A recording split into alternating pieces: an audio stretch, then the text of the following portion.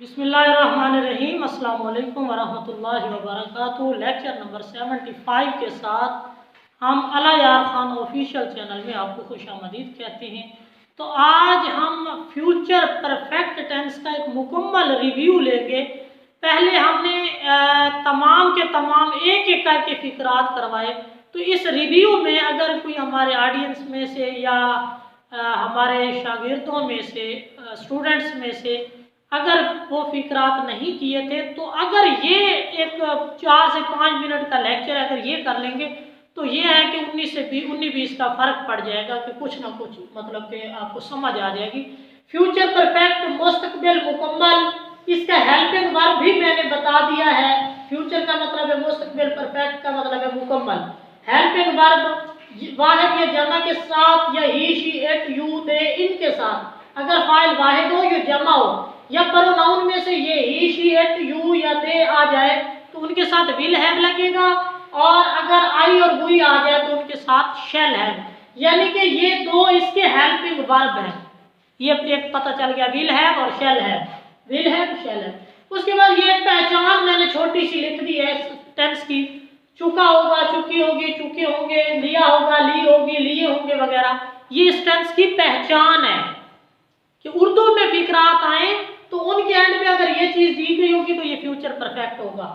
आगे सादा फिक्रा किस तरह बनाया जाता है उसका फार्मूला है। सबसे पहले हम सब्जेक्ट, सिंपल से मुराद है सादा फिक्रा, ये में नहीं, क्यों, कब, कैसे, कहाँ, क्या, इनका जिक्र नहीं है, तो मतलब सादा सा होता है।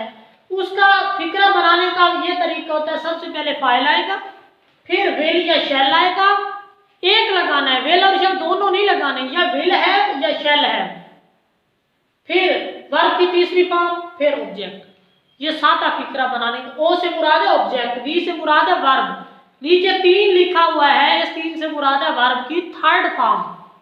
तो आगे जाते हैं नेगेटिव या मनफी फिक्रा, ऐसा फिक्रा जिनमें नहीं का जिक्र आ जाए। वो स्कूल नहीं जा चुके होंगे तो नहीं का जिक्र है, ये सबसे पहले हम सब्जेक्ट लगाएंगे, फिर विल या शैल में से एक लगाएंगे, फिर नॉट लगेगा और फिर हैव लगेगा।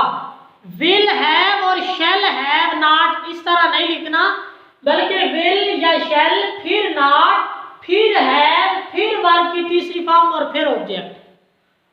कई लड़के लिख देते हैं विल हैव नॉट या शैल हैव नॉट, ये नहीं है, बल्कि ये असल होता है विल नॉट है या शैल नॉट है, विल या शैल में से एक लगेगा। फिर इंट्रोगेटिव, ये सवालिया फिक्रात क्या होते हैं जिनमें शुरू में क्या का जिक्र आ जाए। क्या वो स्कूल जा चुके होंगे तो शुरू में क्या है, वो होते हैं सवालिया, या इंग्लिश में कहते हैं इंट्रोगेटिव। सबसे पहले विल या शैल लगेगा, फिर फाइल आएगा, फिर हैव आएगा, फिर V3 यानी वर्ब की तीसरी फॉर्म आएगी, फिर ऑब्जेक्ट और एंड पे क्वेश्चन मार्क लाजमी लगाएंगे क्योंकि इसका भी नंबर होता है अलग से 1/4। उसके बाद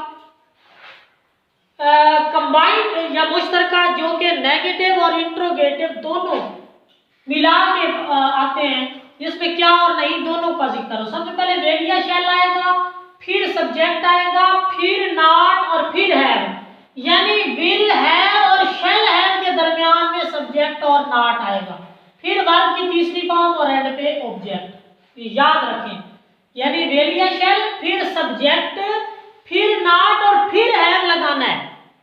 ये चीज याद रखनी है, सब्जेक्ट और नॉट ये दरमियान में आएंगे, यानी है तो विल है, अकेला कई लड़के विल है लिख देंगे लेकिन वो गलत है।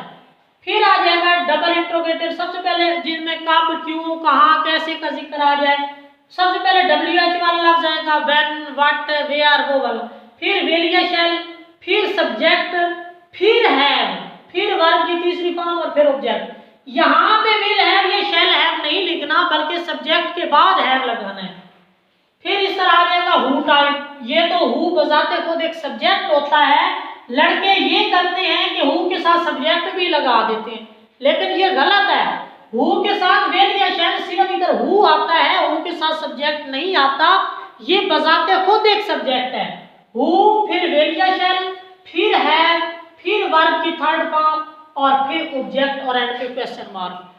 तो ये एक पूरे टेंस का 5 मिनट का तकरीबन एक रिव्यू है। आप कोशिश करें इस टेंस के इस लेक्चर को लाजमी कर लें। ताकि कुछ ना कुछ बेहतरी हो जाए, आप कुछ ना कुछ समझ सकें, 19-20 का फ़र्क पड़ जाए। कोशिश तो करेंगे हम कि आपको अच्छे से समझाएं। तो मैं उम्मीद करता हूं कि आप हमारे लेक्चर्स को बड़े अच्छे से और बड़ी तवज्जो से सुन रहे होंगे। अल्लाह ताला आप लोगों का हामी नासिर हो। Thank you for watching our video. Thank you very much.